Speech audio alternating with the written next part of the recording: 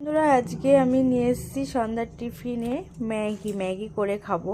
তো ম্যাগির কথা শুনেই তোমার দাদাভাই বললো বাচ্চারা খায়, সেটা কি খাবো এখন। তো আমি বলছি চলো বাচ্চাদের খাবারই তোমার টেস্টি লাগবে। তো আমি এর জন্য এখানে 4 প্যাকেট ম্যাগি নিয়ে নিয়েছি, 4টে ডিম, এখানে আদা কুচি, আর এখানে আছে আলু, পেঁয়াজ, কাঁচা লঙ্কা আর গাজর কেটে নিয়েছি।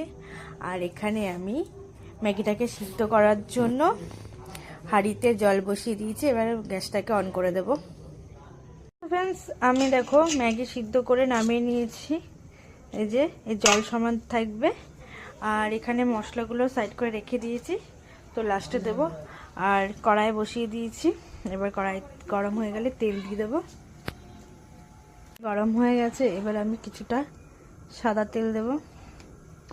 তেলের পরিমাণটা একটু অল্পই দেব আমি।